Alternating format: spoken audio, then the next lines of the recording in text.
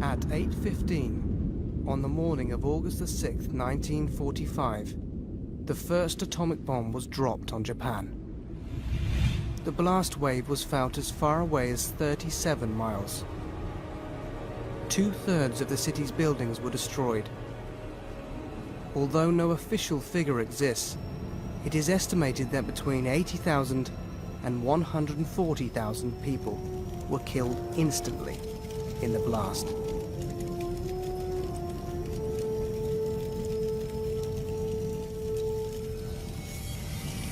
The hundreds of fires, ignited by the thermal pulse, combined to produce a firestorm that had incinerated everything within 4.4 miles of ground zero.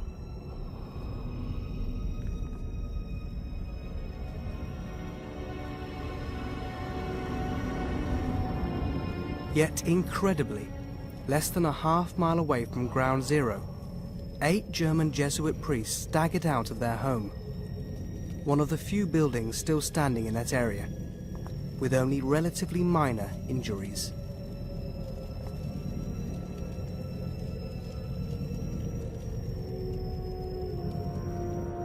Speaking on behalf of all 8 men, 30-year-old Father Hubert Schiffer had only one explanation. We believe we survived because we were living the message of Fatima.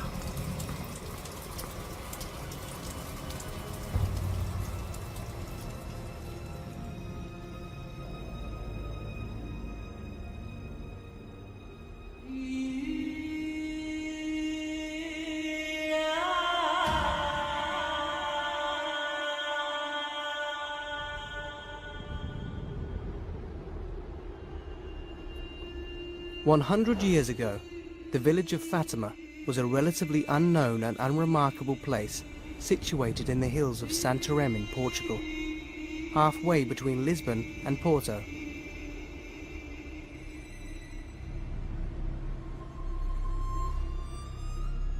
But in the spring of 1917, Fatima was suddenly plucked from obscurity and became the setting for an extraordinary story. When 3 shepherd children made the startling claim that they had been visited by the Virgin Mary. The series of events that followed would resonate around the world and culminated in what has been described by many as the greatest miracle of the 20th century, an event witnessed by 70,000 people. Today, the 4 million pilgrims that descend upon Fatima each year are testament to the global impact of the events that took place in 1917. But there is more to the story of Fatima than miracles and apparitions, for the 3 children also claimed that they had been entrusted with a secret later revealed to be a prophetic vision and a warning for all of mankind. The story of Fatima is one that makes incredible claims, and at times defies belief. But precisely because of these claims, does the story of Fatima not warrant a closer look by even the hardest of skeptics?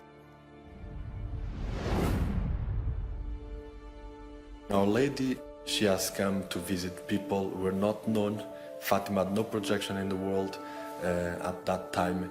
And so she said, I want also to tell the world that God uses those who are humble, who are simple, who are sometimes not much educated, to carry out a big plan. Our country was always very devoted to Our Lady, to Holy Mary.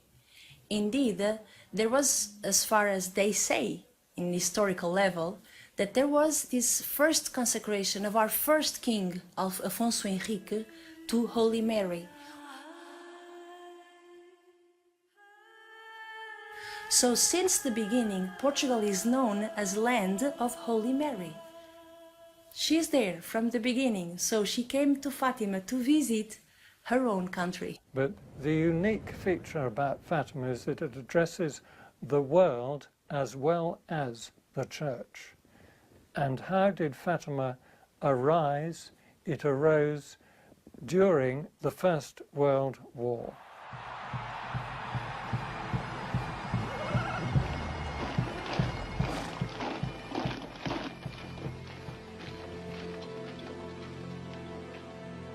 in 1917, the Pope Benedict XV sent out a message to all the world's priests and to the whole church in the whole world. He was very, very concerned about the ongoing of the war.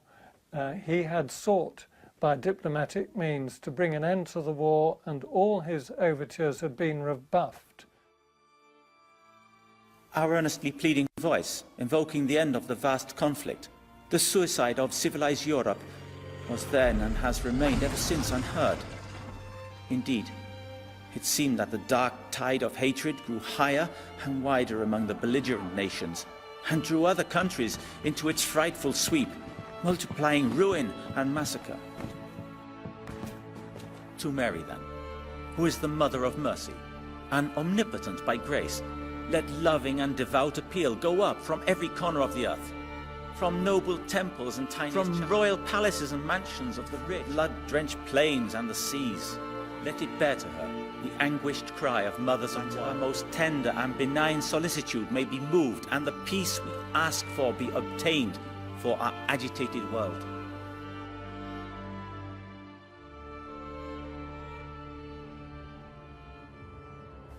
And that letter was sent out, dated the 5th of May 1917, and 8 days later the Pope received an answer.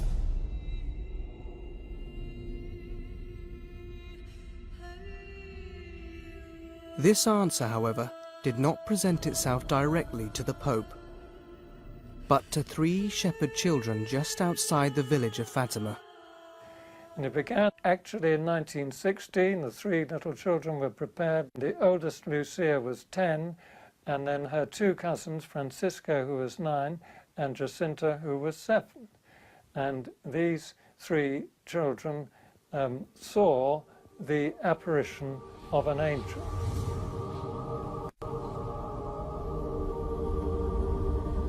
So here is this interior spiritual dimension already announced before the apparitions of Our Lady in the following year by the angel. The 3 little shepherds, when they had this first apparition of the angel back in the spring of 1916, they were somehow impressed, astonished, as they were not expecting such a vision. And being normal kids as they were, playing in the fields, I would say that they also felt a little bit scared, as they could not immediately identify what it was. But then this angel, when he appeared, the first thing he told them was, "Do not be afraid, I'm the angel of peace." And this opens up a new way for them also to perceive that they are being chosen to be also messengers and to be instruments in the hands of God for something which he wanted for the world. And really what his role was to help the children to understand the importance of prayer and reparation. And he taught them certain prayers and really showed them the importance of making sacrifices. So he appeared to them 3 times, and on the final occasion he appeared with a host and chalice and gave the children communion. So I think the most important thing of the apparitions of the angel was to bring to the center of the spiritual lives of the children of Fatima Jesus in the Eucharist and the importance of adoration. So through prayer life, through the life of sacrifice, and through this being connected to the center of our spiritual life, children were prepared to receive the coming of the Blessed Mother. Well, in my opinion, these little children received a mission, a very special mission from God. They were chosen because their heart was pure and because they answered, yes, we can do it.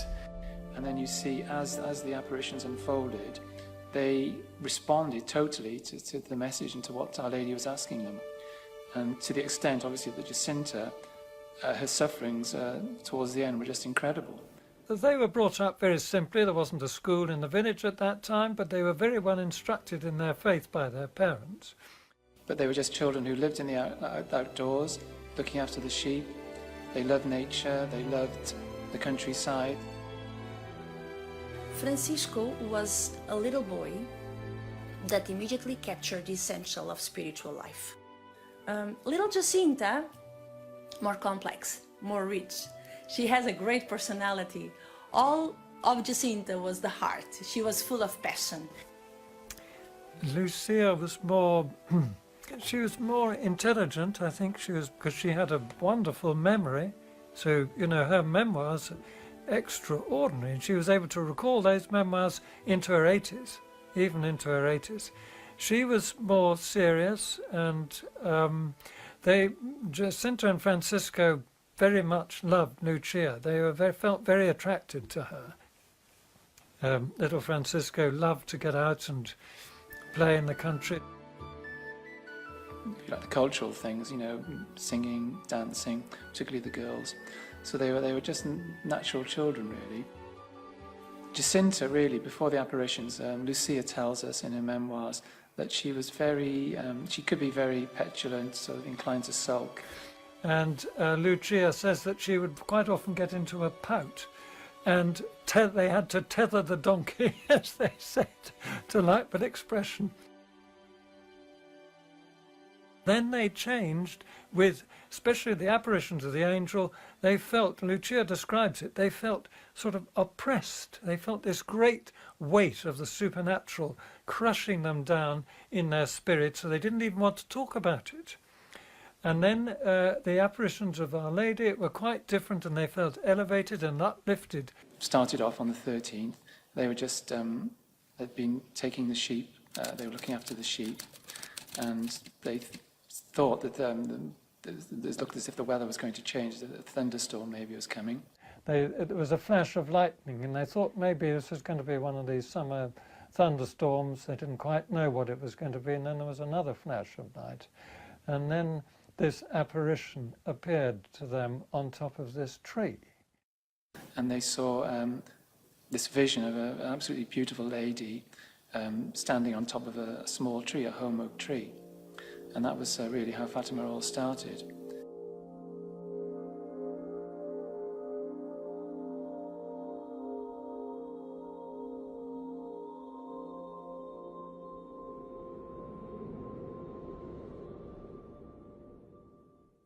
Well, imagine if you were one of those children and you were looking at the Virgin, and she was, Lucia says in her memoirs, more beautiful than the sun.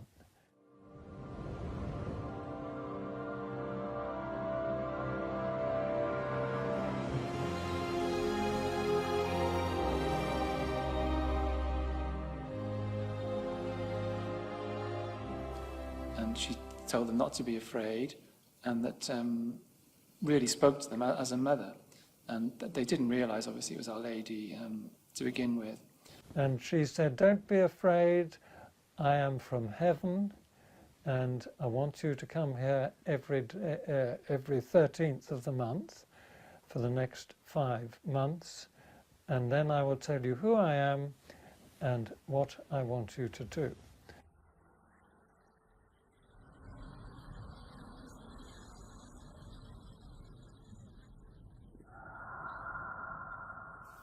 During the apparitions of Fatima, the three children had different experiences.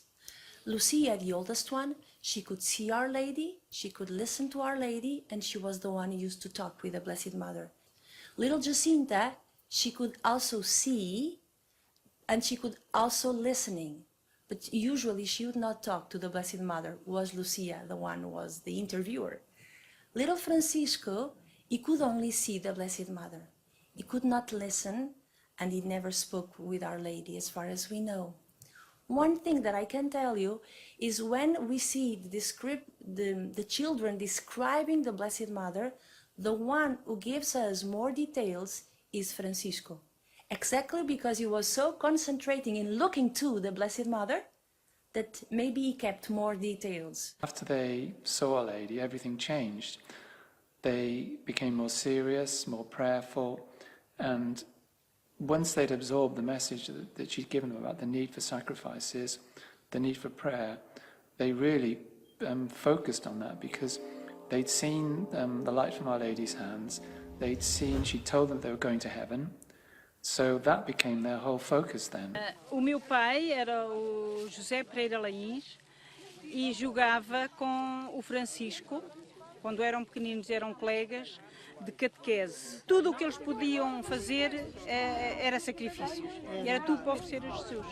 Porque eles levavam a merenda numa saca, como esta, era uma saquinha, e levavam pão, azeitonas, figos secos, se calhar pevides das abóboras, queijo das ovelhas, não é? Do leite que faziam, e levavam na merendita para comer à meia da tarde. Mas se vissem os pobrezinhos passar, depois Nossa Senhora aparecer, porque antes não, antes comiam. Depois já tudo depois. Depois, quando eles viam passar os pobrezinhos sem comer, eles iam buscar e davam tudo. E eles ficavam sem comer nada, porque ficavam cheios de fome. Comiam bolotas. E então comiam bolotas das árvores e pronto, era assim que se saciava. Maria Rosa, prima dos pastorinhos, da Jacinta e do Francisco. O pai dele era irmão do meu. Eu era a mais novinha dos primos, tudo era meninos, eu era uma menina e usei o fato dela. Lembro-me da minha mãe me estar a vestir e me dizer assim: vê lá se estás boa, vá como elas. Eu tenho portado bem, cuido eu. Of course, the other thing to say is that in the past you've had apparitions, say La Salette, which is in the 19th century. 2 children were chosen there. Our Lady only appeared to them once for roughly about an hour, people think. And she passed on the message, but really in the later life, those children, they went a bit off the rails. So there's always free will here, and just because the children were chosen, that doesn't necessarily mean they were bound to, respond. And obviously, but the Fatima children did respond in a wonderful way.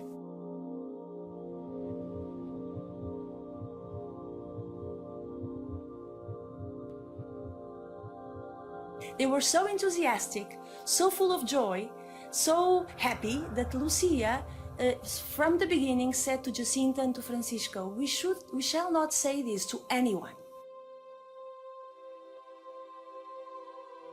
Lucia was a little bit reluctant to tell to others what happened with them, with the little children, because she was afraid people would not believe in her.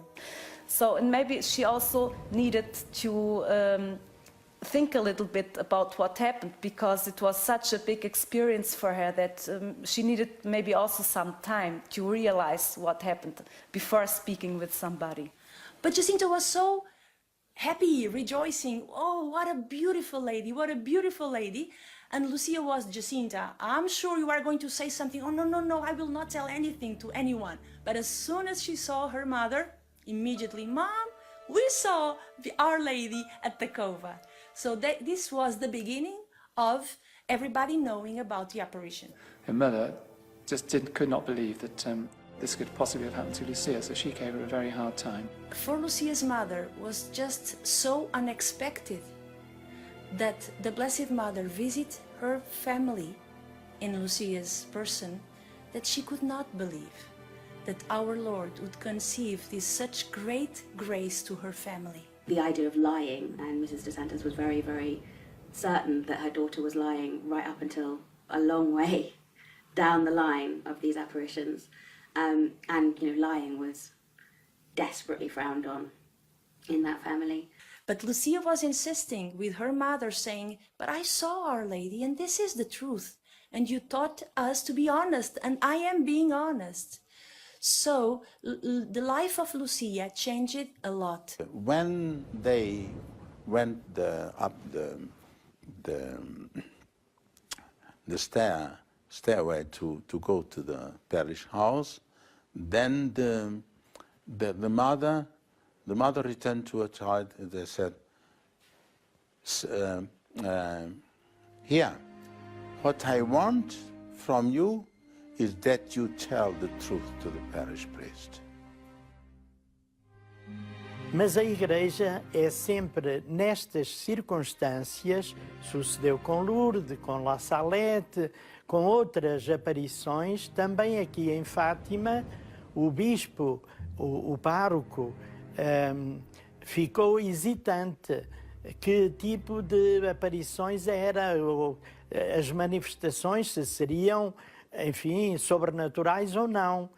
And in the end of the first interrogatory, the first questioning, the priest said something that put on her mind many problems. He said, maybe these events are not from heaven, because usually when Our Lady comes, she ordinarily tells the visionaries to come to the local priest and tell him what happened. But on the other way, this little child does not say anything.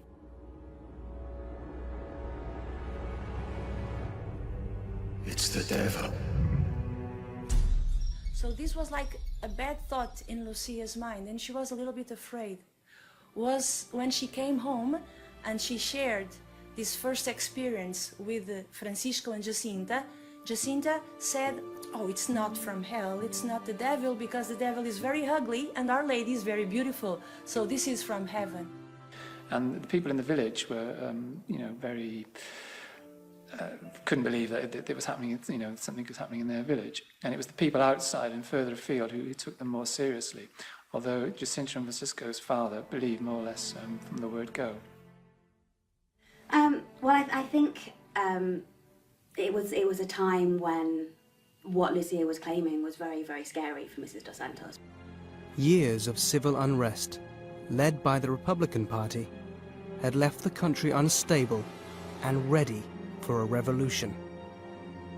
2 years after the assassination of King Carlos, on the morning of October 5th, 1910, the Republicans, led by the army and navy, finally overthrew the monarchy, and a provisional Republican government was declared from the balcony of Lisbon City Hall. There were Republicans in the government of that time which were anti-clerical, maybe because they did not want to draw people's attention and people's obedience to something else than not the state. They wanted to separate the powers. There were bishops and priests which were sent to exile, and really life for the Catholic Church at that time in Portugal wasn't easy.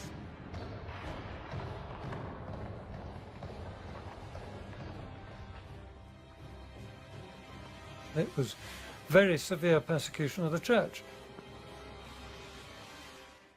At the time of the revolution, Fatima was one of the few parts of the country where there was still, if you like, an oasis of devout, practicing Catholics who kept up their faith and understood their faith. So maybe one reason of the rapid spreading of the message of Fatima, first in whole Portugal and then later into the world, was also the reason that at the time of the apparitions, 1917, we were at the First World War still, and many people had familiars and there fighting, and they needed something in which they could believe, and they needed something to have hope for.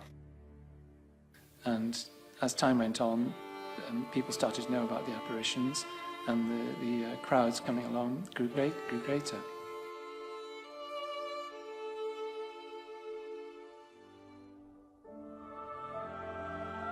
And then she came again, as she said she would, on the 13th of June.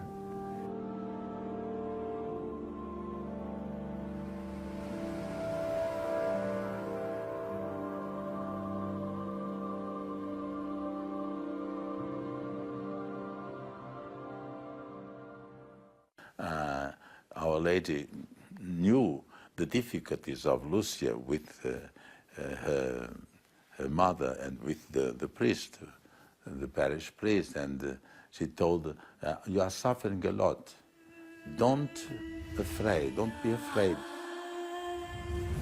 And on that occasion, the Virgin showed them her Immaculate Heart. And round her heart, they saw a circle of thorns, signifying the sins of humanity. And in one moment, Lucia asks one thing to Our Lady. I want you to take us to heaven. Our Lady said yes. To Jacinta and Francisco, I'll take them to heaven very soon. But you will stay here a little bit longer, because Jesus wishes to use you to spread in the world the devotion to my Immaculate Heart. And Lucia then said, "Oh, am I going to be left alone on earth?" And Our Lady said, "No, my daughter, I will never leave you. My Immaculate Heart will be your refuge and the way that will lead you to God." Those words changed the life of Lucia.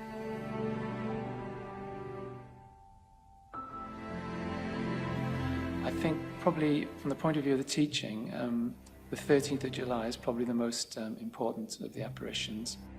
Word had got round and a large crowd came. I think it was about 20,000 at about that time. In July, in the apparition of July, Our Lady promised the three little children that she would perform a miracle in October. And the apparition of July was also the one where Our Lady revealed the famous Fatima secret to the three little children. The secret of Fatima is a secret divided into three parts. It began with this vision of hell.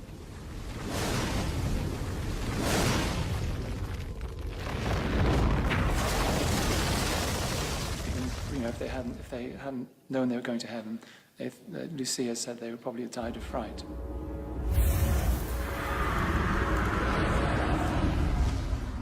Why did she show them hell? In order to show us through them that hell is an unfortunate possibility.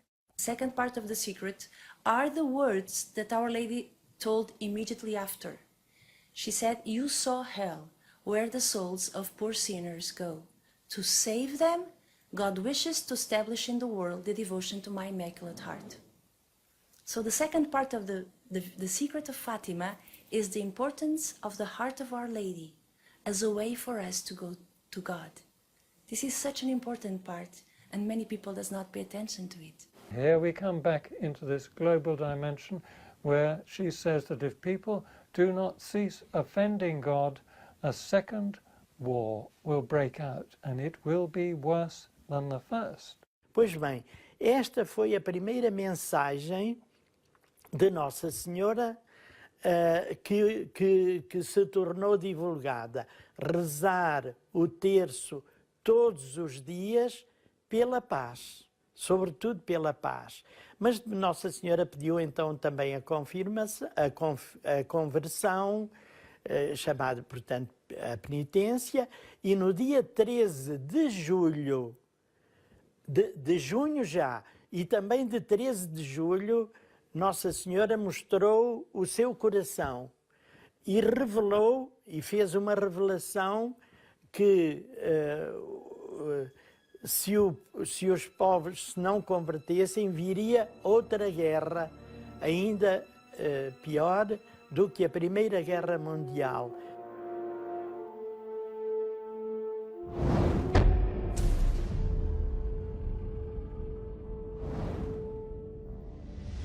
Intriguingly, the children also claim that the Virgin Mary told them that this second war would be heralded by a strange, unknown light in the sky. The third part of the secret, however, was not revealed. The third part of the secret, which is basically a vision that the children had, was kept by Sister Lucia for some time longer, because she herself felt that the world was not ready for hearing this third part of the secret. After the apparition of the 13th of July, the children changed. They became more withdrawn, more pensive. But for the outside world, they had become minor celebrities, or as Lucia would later describe, objects of curiosity, questioned by both believers and non-believers alike. And being a secret, and when the children were questioned about it, they said, well, we are not allowed to reveal it because Our Lady told us to do so. And so we can imagine that when there is a secret, when there is something unveiled, the curiosity grows. And again, because of the political system at the time, also around Fatima, the administrators of Oran was also very curious. The administrator of Orem was a man called Arturo dos Santos, a staunch Republican and a man with lofty ambitions. And this man hadn't got any particular trade to his name, and he wanted to curry favour with the government down in Lisbon, so he thought he'd make a big thing and go and see these children. He didn't say that in advance. He went over and called on them when they were, I think they'd gone to see the rector, and he arrived there in his horse and said he'd take them down, in his horse and carriage, and said he'd take them down to the Cova da Iria where Our Lady was due to appear on the 13th. And of course he made off with them, kidnapped them, and drove off to Irene, which is about 10 kilometres away, and held them there. They were quite well looked after, but they were kept in prison, and they were threatened with being tortured and put to death in a vat of boiling oil because the mayor had heard a secret. This supposed apparition had revealed a secret.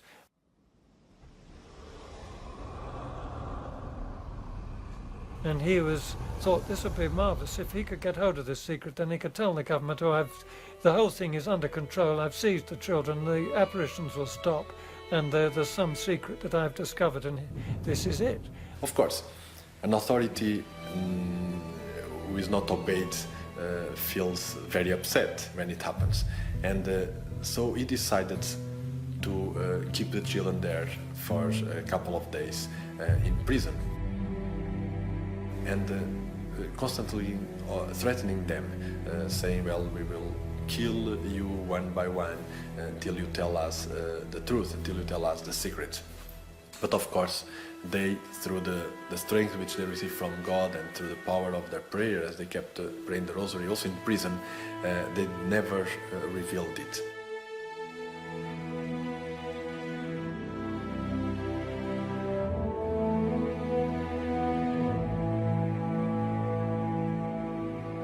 And so the administrator had only one solution, which was to return them home. And this explains why Our Lady on August 13th did not appear at the Cova da Iria, because the three little visionaries were not there. So she then appeared when they returned at a different spot, Valinhos, on the 19th of August. That was a very brief apparition, and she just asked them again to make prayers. Fatima is an apparition above all of prayer and penance. And Jacinta brought a little branch of the tree for their homes. And the first woman she saw was her aunt, so Lucia's mother. And that little branch that was kept in Lucia's house started to give a special smell. So that was the first time that Lucia's mother started to think about maybe it's true, because of the smell, of the special smell of the branch of the tree of the apparition of August.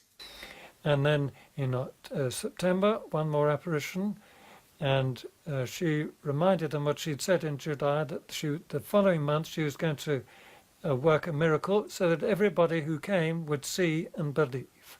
The journalists, some of them, felt very curious, and they wanted to come to Fatima precisely also to tell people that what's happening there is nothing, you know. One such reporter was Avelino de Almeida, chief editor for the O Século, Portugal's most influential newspaper. In all of his previous articles concerning the apparitions, Almeida had dismissed the whole thing as a consequence of society going through great tribulations, which had been intensified further by the war. He set out for Fatima, aiming to prove that there were no such things as miracles, and that the events at Fatima were nothing more than children's imaginings. On the night of the 12th of October, a fierce storm raged across Portugal.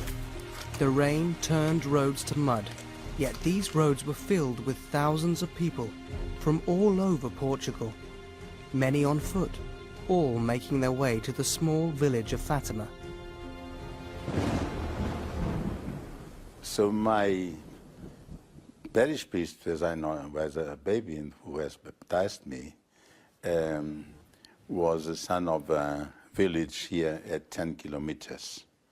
And on the eve of the 13th October, many people came through his village to Fatima. And then he began to talk with the people, and they told me we are going to Fatima because of this miracle that has been promised. And then he decided also to come to Fatima. And my grandfather used to spend a lot of time with Francisco, knowing him very well. And one of the things which he remembered very well was precisely the miracle of the sun. On that day, he and another friend left home. It was a very raining day. And when they reached there, they saw all these people already there. And they saw cars, which they had never seen. They saw people well-dressed and some others very poor. He had never seen as many people together as on that day. And because he was young and he knew Lucía, Francisco and Jacinta, he tried to get as close as possible to them, which he did, going through the crowd.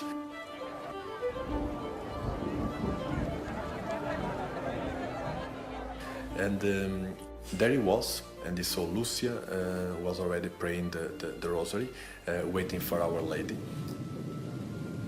And then at a certain moment, Lucía turned her head back to the crowd and said, "Look up in the sky because Our Lady is coming."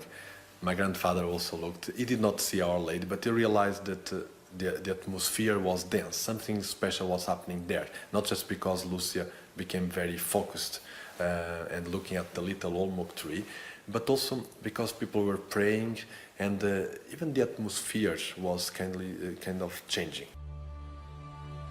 Of all the eyewitness accounts of that day, 3 of the most detailed would be provided by Dr. Almeida Garrett, Maria do Gamo, and Avelino de Almeida.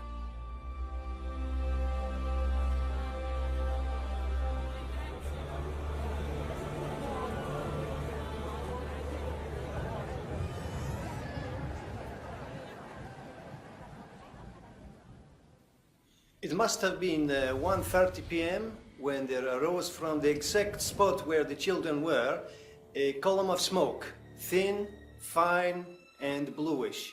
And it rose perhaps 2 meters above their heads and then evaporated. This phenomenon, perfectly visible to the naked eye, must have lasted a matter of seconds.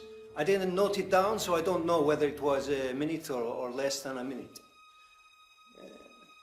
The smoke dissipated abruptly, and then it came back again a second and a third time.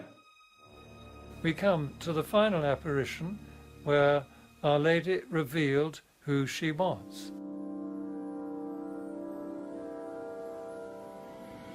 I am the Lady of the Rosary.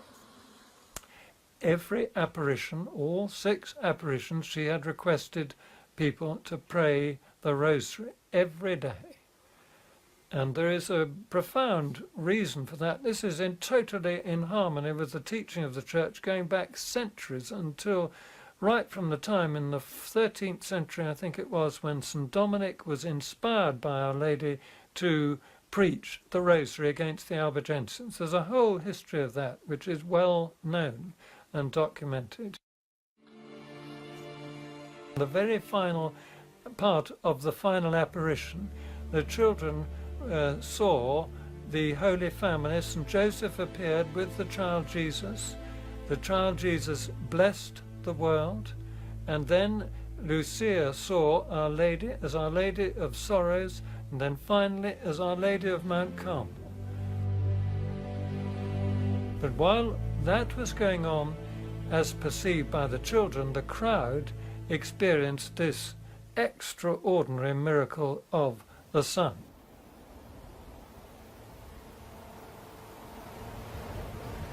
We saw the huge cloud turn towards the sun, which appeared at its zenith, clear of the clouds. And at that moment, my parish priest said, at that moment I saw the sun what was spinning around, and I only had the time to kneel on the mud and say, my God, pardon me, I'm dying here.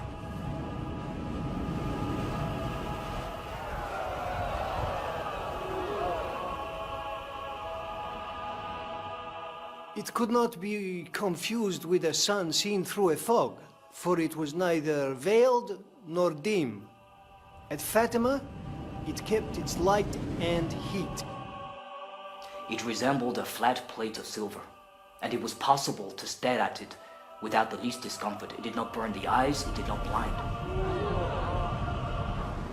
The most astonishing thing was to be able to stare at the solar disk for a long time, brilliant with light and heat, without hurting the eyes or damaging the retina. Then, a tremendous cry rang out, and the crowd nearest to us were heard to shout, "Miracle! Miracle! Marvel! Marvel!"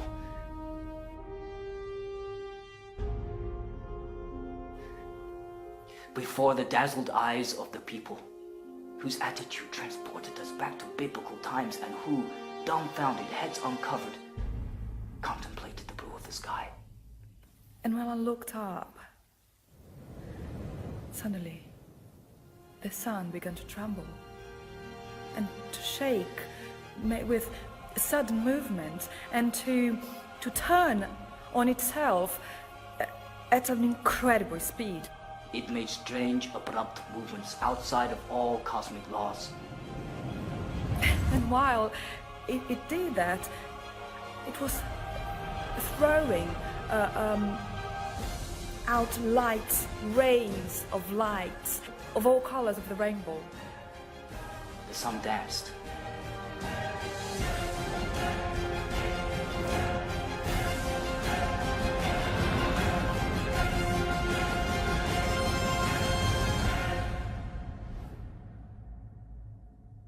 And my grandfather also felt a little bit scared. He knelt on the mud with his friend, but he looked at the sun, and he was impressed that the sun did not blind him. And so he also prayed. And one thing which he always told me is that, well, at a certain moment I feel at peace. I feel that what was happening there, although I didn't have much time to think about it, I felt something in my heart which was telling me what is happening here is from God. And then it appeared to descend towards the crowd. It seemed to detach itself from the sky and to rush towards us.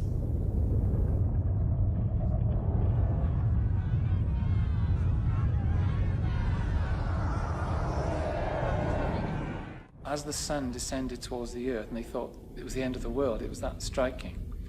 They felt the heat of the sun as it came closer and closer. And it must have been very alarming indeed. And they threw themselves on their knees into the thick mud.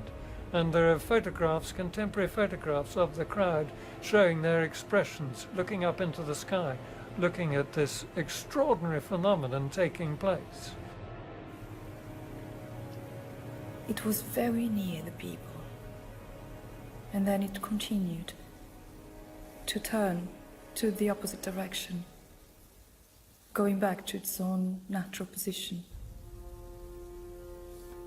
And what they found was that the ground had been absolutely soaked because it had been a terrible storm the night before, and it was still raining that morning. And as the sun went back up and they felt the heat, all their clothes were dried and the ground was dry. And then he looked at the mud, everything was dry. So something which for kids as they were, they could not explain. They had not education to apply any laws of the physics, and this was really a miracle for him. And from that day onwards, he also decided to pray the rosary every day, and so he was also converted, so to say. My father was from a village there, some 20 kilometers from here, and then in the evening of that 13th October, he came to meet his mother on the way. And when he met her, he asked, Mother, did you see Our Lady? No, my son, I did not see Our Lady, but I did see the sun that was spinning around. So, and he described the same thing as my parish priest. Well, the miracle of the sun was alleged to be a hallucination. And we know that that can't be right, because it was seen over an area of 600 square miles. 20 people in many villages outside Fatima saw the miracle of the sun, and also there were present those who came to mock and scoff at the church and say this was just a Catholic sort of hoax in order to delude the simple, gullible faithful who were just being taken in by their priests. Well, of course, it wasn't put on by the priests to start off with. Some of these free thinkers actually had to testify that they did see this miracle take place.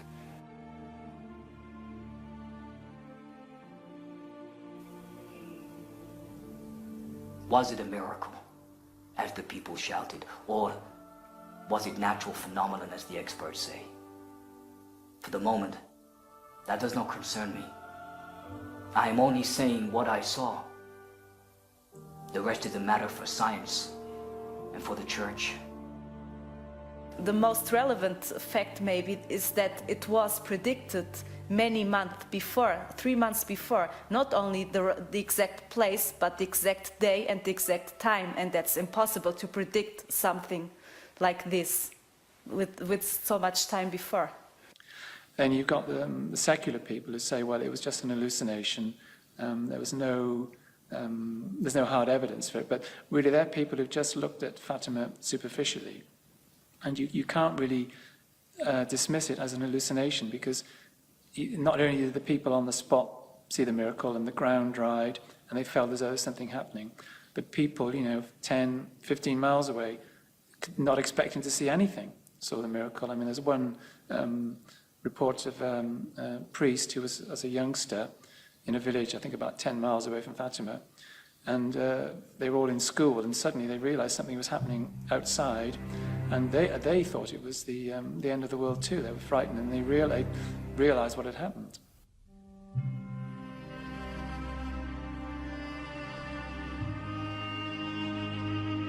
Once all these points are examined, you just cannot, you're left with something supernatural. Recently unearthed in a small bookshop was a postcard written by Avelino de Almeida, addressed to his sister on the evening of the 13th of October, 1917.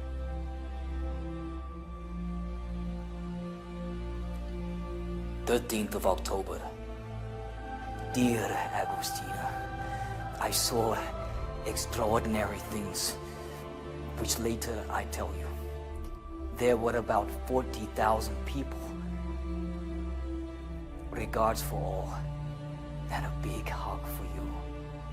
Tomorrow, Sunday, I must be in Lisbon. Avelino."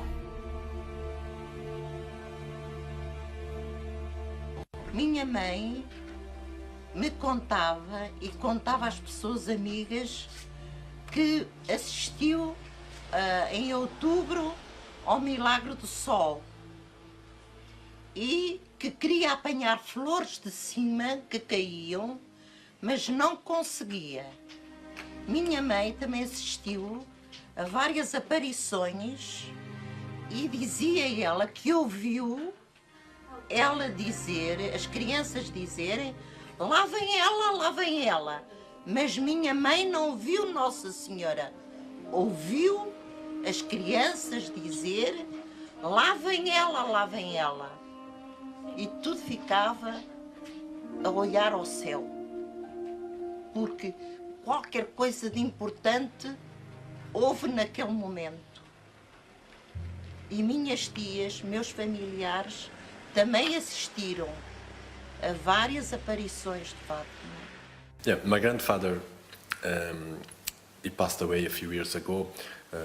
He was 94 years old, And in the last years of his life, I used to go to his home, sit next to him and hear all these stories. And he used to tell me, when I was already a grown-up boy, say, well, Nuno, you have an important mission, because I was contemporary to the apparitions. I met the little shepherds. I had this opportunity to live with them and also to learn from them what Our Lady wanted. But I don't know how to read or how to write. I never went to school. And if I had the chance to be able to tell other people what Our Lady had asked in Fatima, I would be very pleased. I can't, but I entrust you with this mission, because I know with your studies and you'll have an important role to tell people how important this message is for today's world. My grandmother told me the story that she heard from Jacinta's mother, that at one of the apparitions Our Lady of Fatima told to the children that the war was going to end soon.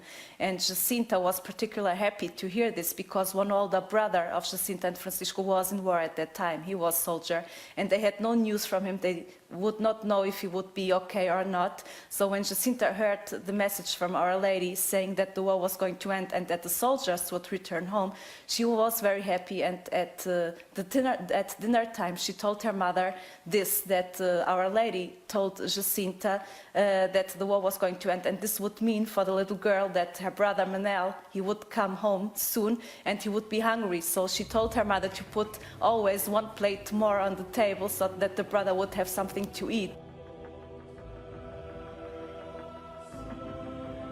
13 months after the miracle of the sun, on the 11th of November 1918, the First World War finally came to an end. Amongst the returning Portuguese soldiers was Manuel Mato, the brother of Francisco and Jacinta.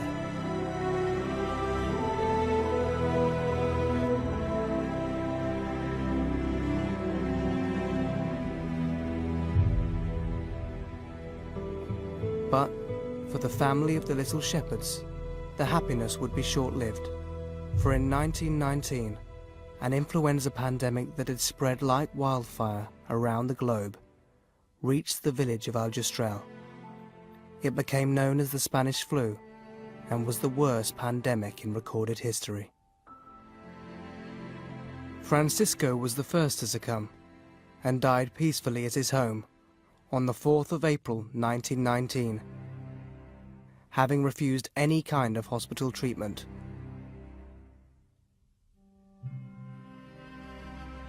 Jacinta closely followed.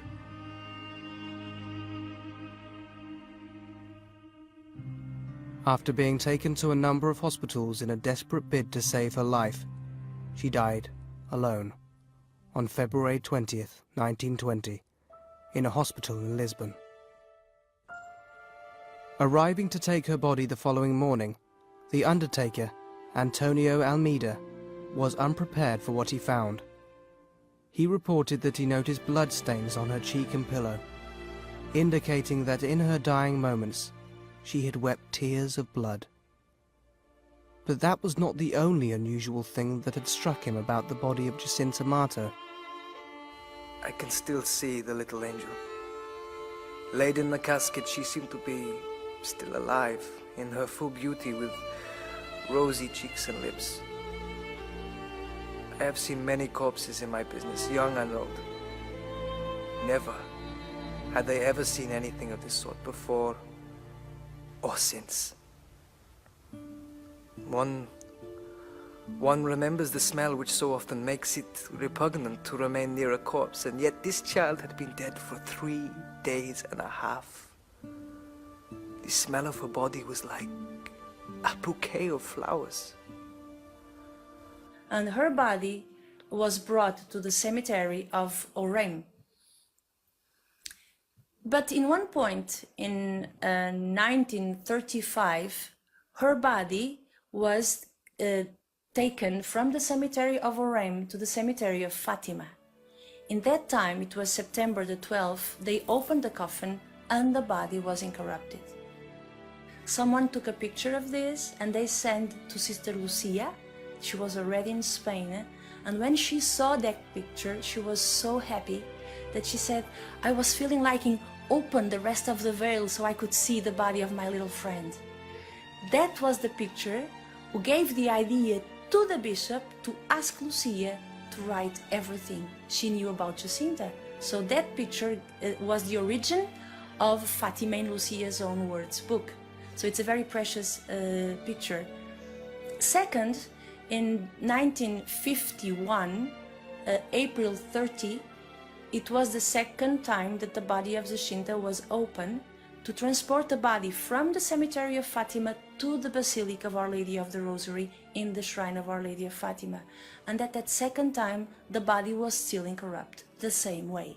So the coffin was opened twice, as far as we know, and those twice times the body was completely incorrupt.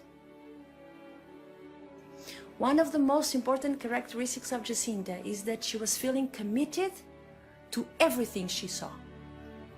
Our society is very, oh, that's not my problem. Oh, who cares? Oh, that's nothing to me. Jacinta is the opposite. She was feeling committed to everything she could see. Francisco has a sentence that it's like a summary of his own charisma. He says, I loved to see the angel, but I loved most to see Our Lady. But what I truly liked to see the most was Jesus, in that light that Our Lady put us in the chest, in the heart.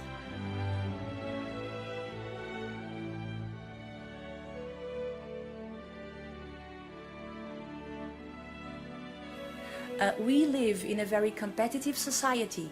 We need to be the first one in everything. The best in school, the best in anything we do, we have to be the best. And if we are not the best, then we are sad or frustrated. Francisco was not like that. He was humble. He accepted his limits. He accepted that his mission was different from the sister, Jacinta, and from the cousin, Lucia, and it was all right. For him, it was not a problem that he could not listen to Our Lady. So that model of humility is so important to us. As foretold by the children themselves, only one of them now remained. In 1921, the Bishop of La Iria, the diocese to which Fatima belongs, recommended that Lucia be taken immediately to the Dorothean Sisters of Villa in Porto, as he believed that her presence of Fatima would interfere with the Church's investigations to determine the validity of the apparitions. For the 14-year-old Lucia, it meant an escape from the almost continuous harassment and interrogation she had come to endure from the growing influx of curious crowds. She remained there for 4 years, and then on the 24th of October 1925, she entered the Institute of the Sisters of St. Dorothy in the convent in Toy in Spain. She would spend 21 years as a Dorothean sister, and would later write that during this time she received further private revelations from the Virgin Mary that gave her a greater insight into the message of Fatima. In 1948, Lucia entered the Carmelite convent of St. Teresa in Coimbra and took the name Sister Maria Lucia of Jesus and the Immaculate Heart. Here, she would spend the rest of her life, living as a virtual recluse. On the night of the 25th of January, 1938, Lucia peered out of her convent window and saw a strange red light dancing across the sky. This light was seen all across Europe, and many eyewitnesses described the sky as looking as though it were on fire. The New York Times reported, Emblazoned in the northern sky, the light brought thousands of telephone calls to Swiss and French authorities, asking whether it was a fire, war, or the end of the world. Scientists described it as a particularly brilliant display of the aurora borealis.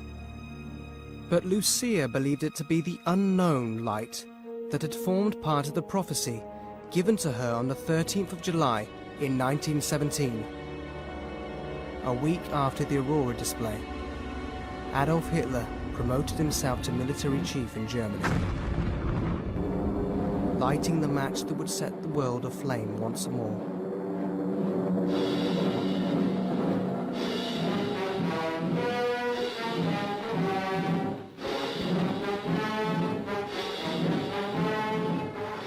Portugal was not involved in the Second World War, so Portugal was a neutral country after the Second World War. And as a sign of thanksgiving, the Portuguese women collected jewelries all over the country and offered them to Our Lady of Fatima as thanksgiving that the husbands, the sons and the brothers did not went to the Second World War. And these jewelries were used to make one of the crowns of the statue of Our Lady of Fatima.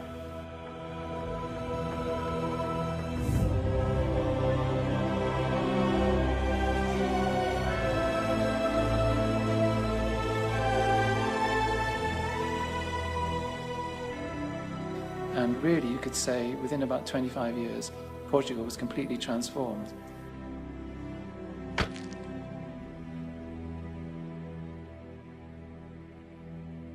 Os bispos que tinham sido expulsos e exilados puderam regressar às suas dioceses e pouco foram restabelecidas as relações diplomáticas entre Portugal e a Santa Sé.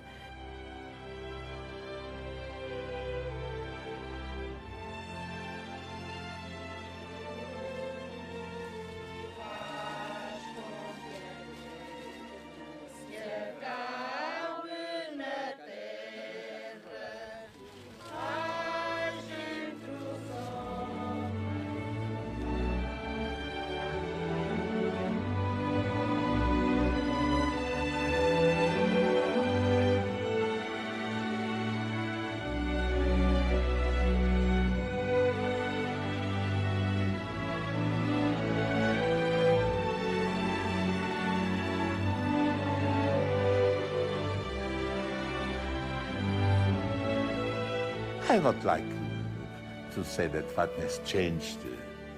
For the moment, I think Fatima has not changed very much.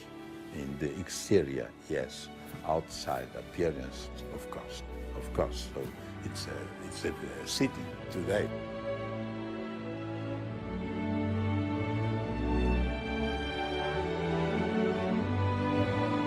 But in the interior, Fatima, I think is the same. Fatima has become the altar of the world. That's the name that Fatima is known in the world. Fatima is a place of peace with so many pilgrims every year who come to gather in the Fatima celebrations, especially from May to October.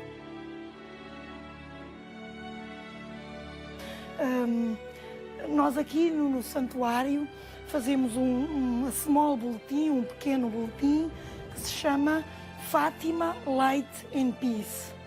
E é feito em 7 diferentes línguas. A mim, o que me impressiona não é nas primeiras páginas escrevermos os relatos do que acontece aqui trimestralmente, mas é as cartas que nos chegam de conversões, novos santuários, novas vocações. Ainda há pouco tempo demos notícia de que existe em Timor-Leste, em East Timor, uma maternidade-escola que tem a designação Nossa Senhora de Fátima. Ou seja, por exemplo, neste caso, no mundo da saúde, são atualmente 93 as instituições que têm Nossa Senhora de Fátima na sua designação. Depois a isto juntam-se os santuários, igrejas, escolas, universidades. Quer dizer, são coisas que quem está fora daqui sentem pequenino nos seus lugares, mas visto de uma forma global, é mesmo a mensagem de Fátima a tocar no coração das pessoas. The Fatima message is a message of a mother who is speaking to her children and is saying, okay, people, look, you are not on the right track, and I will show you what is right, and I will show you how to get peace in the world, so it's still relevant as it was. On May the 13th, 2000, Fatima once again found itself in the glare of the media's spotlight, when Pope John Paul II made an official visit to the shrine to declare Jacinta and Francisco Mato blessed, which would mean they were now one step away from sainthood. Over 1 million people attended the ceremonial mass, including a 92-year-old Lucía Santos. It was to everyone's astonishment that John Paul suddenly announced he would also finally reveal to the public the third part of the secret of Fatima. The third part of the secret has two parts. In the first part, they saw an angel with a flaming sword trying to reach and touch the earth, representing the justice of God. But at the same time, the flames could not touch the earth because Our Lady was there. And with her right hand, she put the hand in front of the flames, and she avoided the contact of the flames. So at the same time, the angel cried out 3 times, penance, penance, penance. Then they saw a man, a bishop, dressed in white, which they understood it was the Holy Father, crossing a city half in ruins, followed by a great multitude of people. All the church is leading its way, its crossway, to a mountain, and on that mountain towards a big cross, and the Pope was in front of the procession, and then the bishops, priests, and the lay people, men and women. So this represents the church following the Pope to God, to Christ in the cross. When the Pope arrives at the feet of the cross, he kneels to pray. He is murdered, shot with guns and arrows. And after him, many people were also killed and murdered. Under the arms of the cross, there were 2 angels that would recollected the blood of the martyrs. This blood serves to purify the souls that want to approach God. So these souls were in the city that the Holy Father has walked through, and this was a half-destroyed city.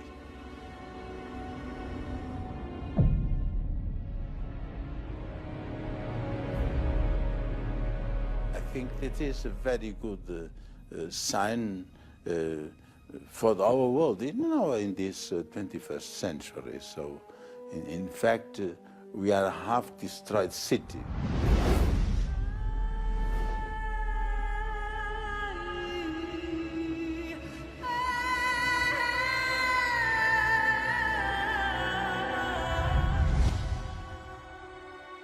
The Pope crossing the city half in ruins, which can represent our world, our civilization, as the moral values are so in ruins, and the church following the Pope with a lot of suffering. It's the long Via Crucis, Stations of the Cross of the Church of the 20th century. There were more martyrs on the 20th century alone than in all the other 19th centuries of the Church. So what the children saw was the great suffering of the Pope and the Church. And the third aspect is the importance of the blood of the martyrs to help those who are trying to follow Christ. John Paul II believed that the events prophesied in the third part of the secret referred directly to events in his own life. In fact, so convinced was he that he would become known as the Fatima Pope. Tudo indica que o Papa João Paulo II, aliás, são vários os livros e as biografias que falam nisso, que até determinada época da sua vida não tinha nem um grande conhecimento, nem um grande interesse por Fátima. E que a ligação vem exatamente, nasce a partir do dia 13 de maio de 1981, do atentado na Praça de São Pedro. The Pope was shot 3 times and critically wounded as he entered St. Peter's Square in a slow-moving convertible vehicle. Mehmet Ali Adza, a trained sniper from Turkey, was immediately apprehended and later sentenced to life in prison by an Italian court. Há quem diga que alguns dias depois mandou o seu secretário pedir portanto, o texto da terceira parte do segredo que se encontrava na Congregação da Doutrina da Fé, mas que a partir daquele momento, do facto de haver uma coincidência entre o dia do atentado e o dia 13 de maio, que nunca mais esta ideia de Fátima e de Nossa Senhora de Fátima lhe saiu da sua mente. Portanto, houve ali uma mudança na sua vida e uma consciência plena desta ligação entre a Igreja e Fátima, entre a sua própria vida pessoal e Fátima, entre o Papa e Fátima, que terá sido uma mudança que depois se notava muitíssimo claramente, tanto nas suas atitudes, e foram muitos os gestos em que manifestou isso, desde o facto de ter vindo a Fátima 3 vezes, o facto de ter mandado ir a imagem de Nossa Senhora de Fátima a Roma por 2 vezes, o facto de ter feito a consagração do mundo ao coração imaculado de Maria, o facto de ter beatificado os 2 pastorinhos, Francisco e Jacinta Marto, um processo que já se arrastava há bastantes décadas, e de ter, por assim dizer, sido quase uma intervenção pessoal do Papa, que admite esta possibilidade de as crianças também poderem vir a ser beatificadas e, portanto, aberta a porta para a canonização. It was in, I think, 1997, in October, that John Paul II wrote a letter to the Bishop of Fatima for the 80th anniversary of the miracle of the sun. And he said that this distinguished Fatima as one of the great signs of the times. O Papa teve uma certa convicção de que a história do século XX, particularmente na Europa, estava intimamente ligada à mensagem de Fátima. E depois o facto de o Papa ter esta ligação tão forte a Nossa Senhora. Sentiu-se sempre um homem intimamente ligado a Nossa Senhora. E depois, a certa altura, a Nossa Senhora de Fátima, a partir do acontecimento do atentado de 1981. On his first pilgrimage to Fatima, Pope John Paul II took with him the bullet that was meant to kill him and had it placed into the golden crown that adorns the Virgin statue. It sits, a prized jewel amongst all the precious gems that make up its collection. A powerful testimony to how the life of John Paul became so intrinsically linked to Fatima.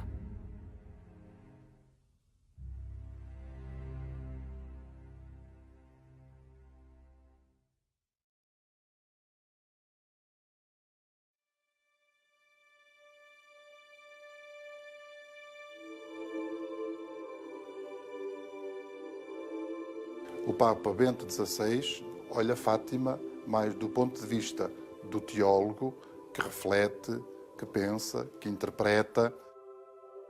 Foi ele, de facto, que fez a interpretação da terceira parte do Segredo de Fátima e nesse texto ele, de facto, revela conhecer em profundidade tudo aquilo que a Fátima diz respeito.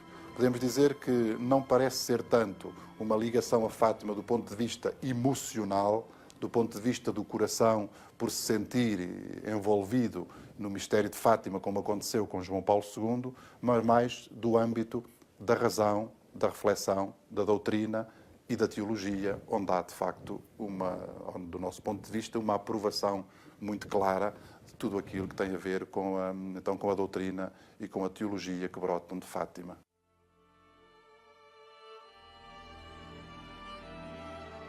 On the 13th of February 2005, Lucía passed away. She was 97 years old. The day of her funeral was declared a day of national mourning in Portugal. Her body was laid to rest in a shrine at Fátima, alongside the bodies of Jacinta and Francisco.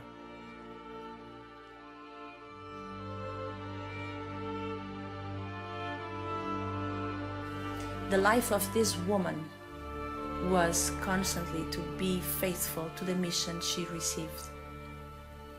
When she writes the book, Fatima and Lucia's own words, it's obviously that she's hiding herself behind the words because she's a humble woman. We have never spoken of her experience on the apparitions. She couldn't speak because the Holy Father, the Vatican, had prohibited her. And she told me that it was very good, the prohibition. Otherwise, all people would like to speak to her about the apparition. I met personally Sister Lucia 5 times, and I spoke with her for 5 times, briefly, after 2000. And of course we could not speak about this because she could not speak about the message of Fatima, but I could feel that the life of this woman was to carry on this mission that was given to her in 1917. Yes, I think the message of Our Lady of Fatima back in 1917 has now, today, an impact for the world. Independently if you are Catholic or if you don't even believe in God. Why? Because what is said here has to do with our own being, the way we behave. It asks us really to be committed, to be involved in the project which is building our own society. De facto, a Igreja precisa de alguns lugares e de alguns pontos de convergência em que, de algum modo, se possam encontrar pessoas das mais variadas proveniências, com uma consciência da fé também muito variada, mais crentes, menos crentes, com uma fé muito esclarecida, com uma fé pouco esclarecida, até de diferentes confissões religiosas que, na pessoa de Nossa Senhora de Maria, conseguem encontrar alguns pontos de sintonia.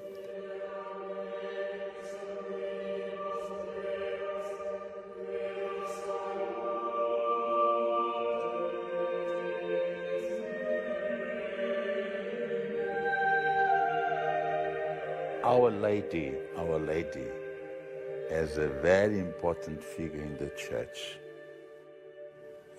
and the Immaculate Heart of Our Lady is a very good symbol and reality, and that we have God in our hearts and we are able to correct ourselves through the grace of God and also through penance, through the sacrifices of daily life, of brotherly life, because the most important sacrifice in our life are the brotherly, are the sacrifice necessary to peace. I think the message of Fatima has spoken so much about peace and the end of wars, and peace is a universal message.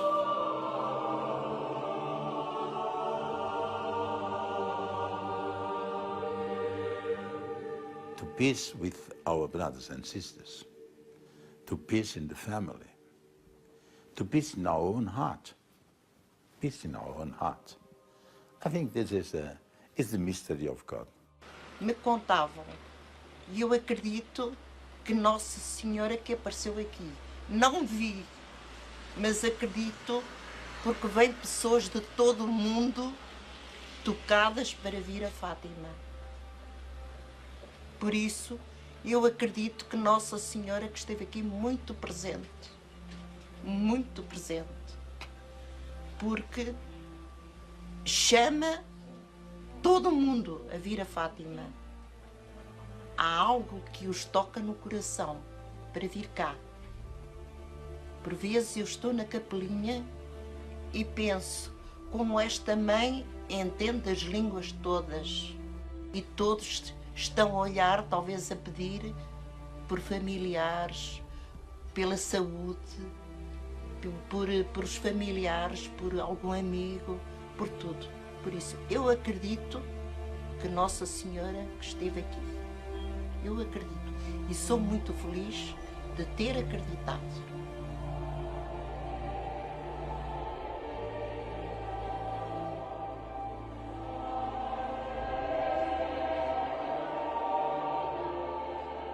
You know, people are suffering a lot today of these moves on their lives, special marriage life, professional life, all these displacements on the world, people are suffering a lot in their hearts. And they come here also to tell those sufferings to Our Lady and to become consoled, to be consoled by God. Consolation is a very interesting theme, I think, in the Fatima message. The most important in the Fatima apparitions was the message that Our Lady gave to the children. And this message is a universal message, and it's a very simple message. It's like a mother speaking to her children. It's a mother who says, I will take care of you, and I want you to be on the right track. I want you to have a good life. I want you to live in peace and in harmony. And this is such a simple message, but with so much power behind it, that everybody can understand this. And that's what everybody wants for his life. Catholics or non-Catholics, if there are wars and chaos and distraction, all people suffer. And if you look back the way these 3 little children lived this message, we realize that it has changed their lives, first of all, and it's now a call for us to change our lives as well. And the relevance is that when Our Lady asked us to pray the Rosary every day and asked us that through prayer we can achieve peace, then we have here the instruments which we need for our world. De facto, a história de Fátima ainda não está completamente feita. Eu penso que é uma história ainda a fazer-se e a descobrir-se. It's believing truly that the good will have the last word, like the Blessed Mother said. In the end, my Immaculate Heart will triumph. This is the message of Fatima, a message of hope for our times. It's like a light in the middle of so much darkness.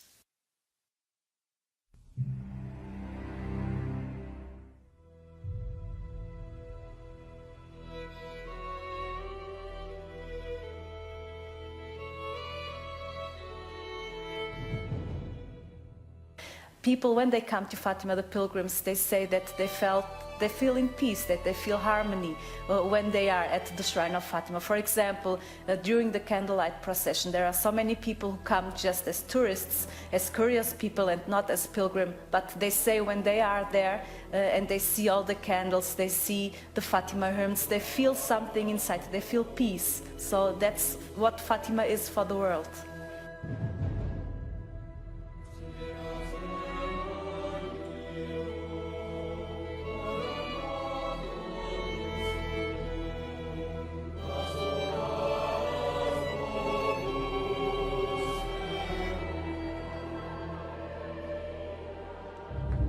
Today, the story of Fatima echoes across the world. And for millions of people, it has become a beacon of hope.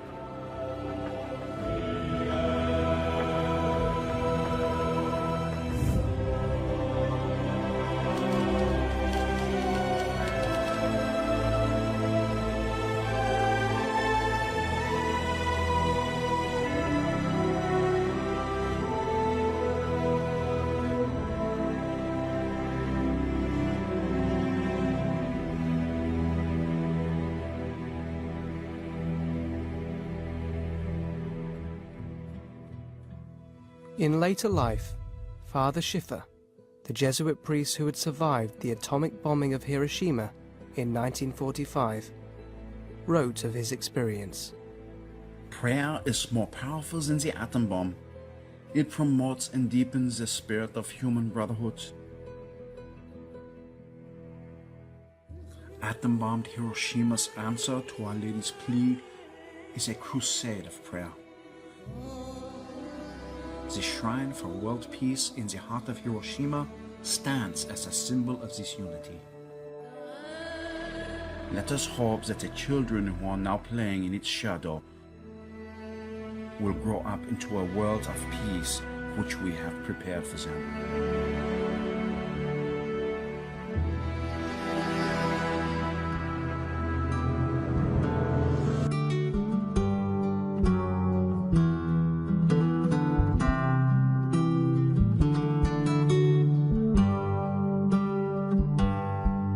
Proclama mi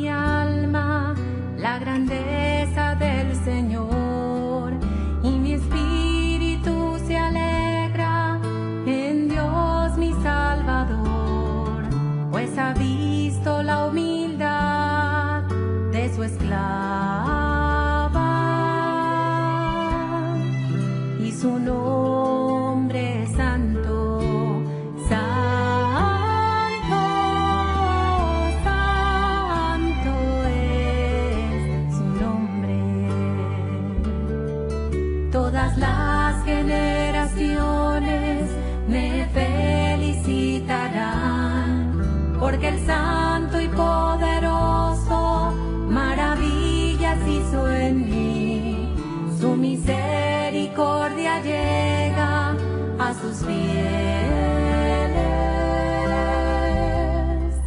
y su nombre es santo, santo, santo es su nombre. Con su brazo hace proezas, dispersando a los soberbios, derribando al poderoso y levantando al humilde. Al hambriento Dios lo colma de sus bienes y a los ricos despide vacíos. Santo es su nombre. Como había prometido a nuestros padres desde antiguo, en favor de Abraham y de su descendencia, el Señor viene en auxilio de Israel, y su misericordia es eterna. Santo es su nombre, y su nombre es santo, santo.